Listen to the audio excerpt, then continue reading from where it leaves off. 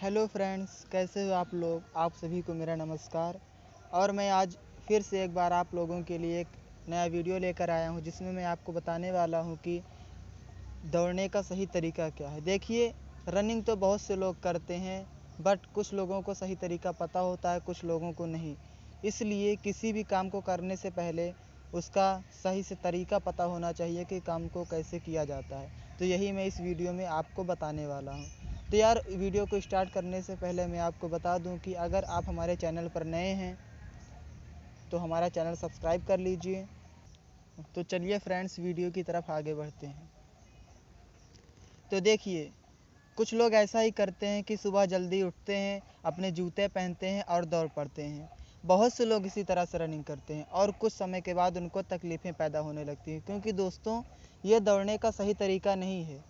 But बहुत से लोग यही सही तरीका मानते हैं। तो चलिए मैं आपको बताता हूँ कि दौड़ने का सही तरीका क्या है। तो नंबर 1 जो टिप्स है, हाथों की पोजीशन। दौड़ते वक्त आपके जो हाथ की पोजीशन है वो कैसी होनी चाहिए।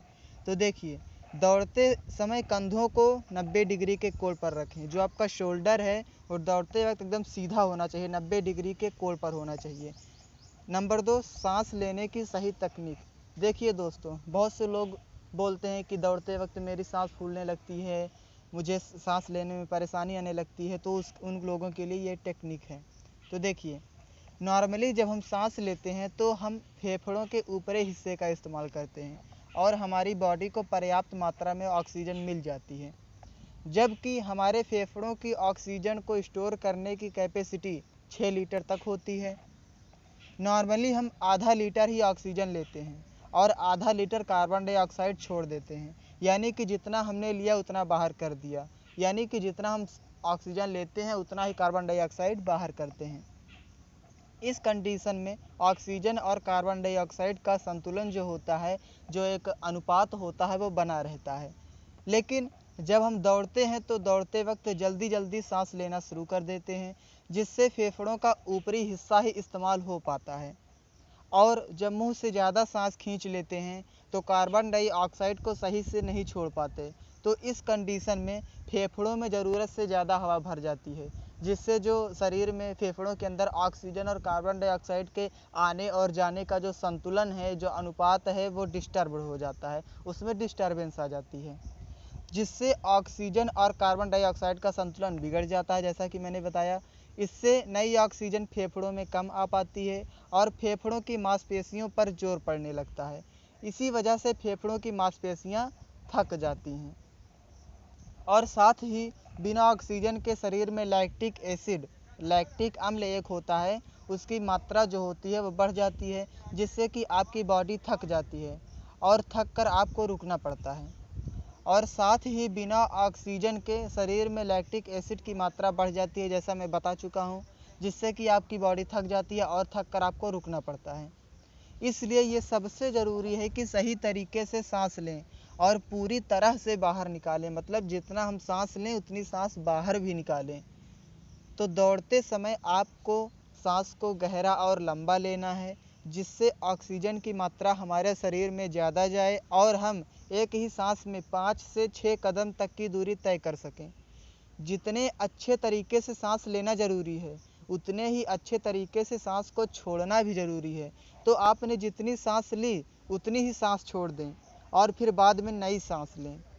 हमारे सांस लेने की स्पीड हमारे दौड़ने की स्पीड पर निर्भर करती है। तो अगर आप धीरे दौड़ रहे हो तो सांस लेने की स्पीड भी कम होनी चाहिए, और अगर आप तेज़ दौड़ रहे हो तो हमारी जो सांस लेने की स्पीड है वो भी तेज़ ही होनी चाहिए।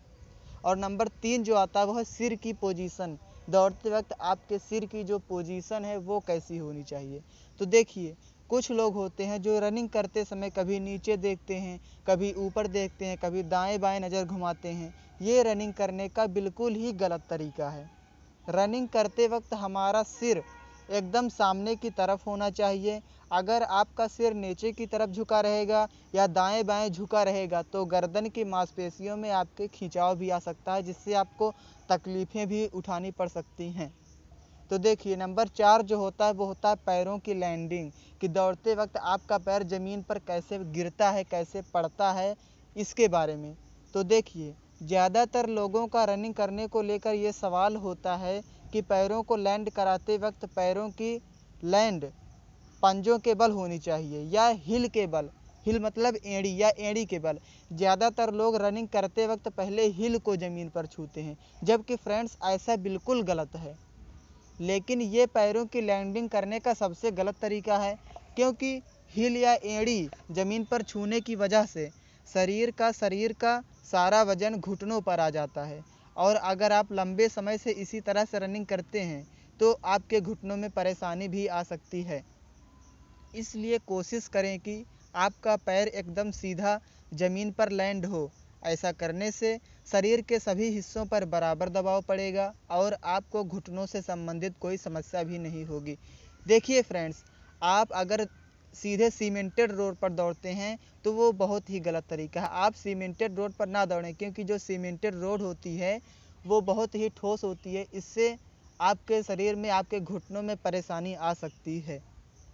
तो फ्रेंड्स, जैसा मैं बता चुका हूँ वैसा ही है कि साथ ही सीमेंटेड रोड पर भी ना दौड़ें, क्योंकि सीमेंटेड रोड बहुत ही ठोस होती है और इनके ठोस होने की वजह से इसका सीधा आपके घुटनों पर असर पड़ता है और आपके घुटनों में प्रॉब्लम आ सकती है। और इसके बाद आता है आराम। आपको कितना रेस्ट लेना चाहिए। अगर आप एक रनर हैं, आप किसी गवर्नमेंट जॉब के लिए रनिंग कर रहे हैं, या आपका पैशन है, या आप किसी एथलीट में जाना चाहते हैं, तो आपको आराम कितना लेना चाहिए। तो देखिए फ्रेंड्स, हफ्ते में 7 दिन रनिंग करना बिल्कुल भी ठीक नहीं होता। शरीर को रिकवर करने के लिए समय भी देना चाहिए। इसलिए हफ्ते में 5 दिन, हाँ फ्रेंड्स, हफ्ते में 5 दिन रनिंग करना शरीर के लिए अच्छा माना जाता है।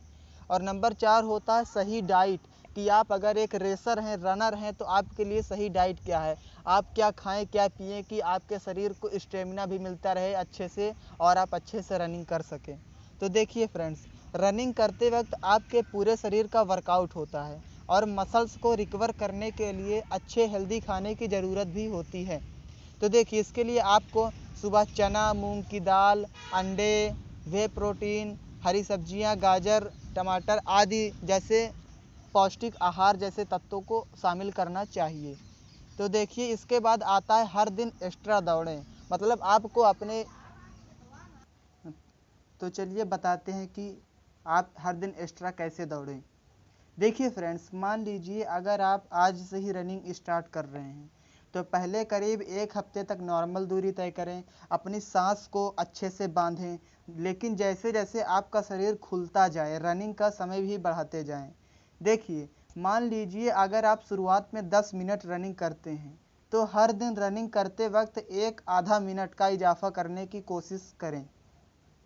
इसके बाद नंबर 6, निरंतरता रखें। देखिए फ्रेंड्स, आप कोई भी काम करते हैं, जब तक उसमें रेगुलरिटी नहीं आएगी तब तक उस काम में आपको ना कोई सफलता मिलेगी, ना उस काम का आपको कोई असर देखने को मिलेगा। बहुत से लोग रनिंग करते हैं, 2-3 दिन दौड़ेंगे, जोश में आकर फिर बंद कर देंगे, फिर बोलेंगे यार मुझसे तो दौड़ा ही नहीं जा रहा है। बहुत से लोग एक्सरसाइज करेंगे, 2-3 दिन करेंगे, बंद कर देंगे, फिर बोलेंगे मुझे एक्सरसाइज का कोई रिजल्ट ही नहीं मिला। तो देखिए, कोई भी काम हो उसमें रेगुलरिटी होनी चाहिए, निरंतरता होनी चाहिए। इसलिए आप एक नियमित रूप से निरंतर जिस काम में लगें, कोई ज़रूरी नहीं है दौड़ ही, आप जिस भी काम में लगें उसमें एक रेगुलरिटी बनाए रखें, निरंतरता बनाए रखें, सफलता एक न एक दिन ज़रूर मिलेगी। ओके, तो चलिए, तो यह थी आज की हमारी वीडियो। उम्मीद करता हूँ कि ये वीडियो आपको पसंद आई होगी। तो यार, thanks for watching, please subscribe my channel. अगर आपको मेरी वीडियो पसंद आई हो तो प्लीज़ एक लाइक कर दीजिए, शेयर करना भी ना भूलें। और यार हाँ, सबसे ज़रूरी बात, चैनल को ज़रूर से ज़रूर सब्सक्राइब कर दीजिए। मैं डेली आप लोगों के हित के लिए ऐसी ही वीडियो डालता रहता हूँ, डिफेंस से रिलेटेड, आर्मी भर्ती से रिलेटेड। तो आप अगर इन वीडियो को देखना चाहते हैं, अच्छे से जानना चाहते हैं, तो यार प्लीज़ मेरे चैनल को सब्सक्राइब कर दीजिए। Okay friends, bye.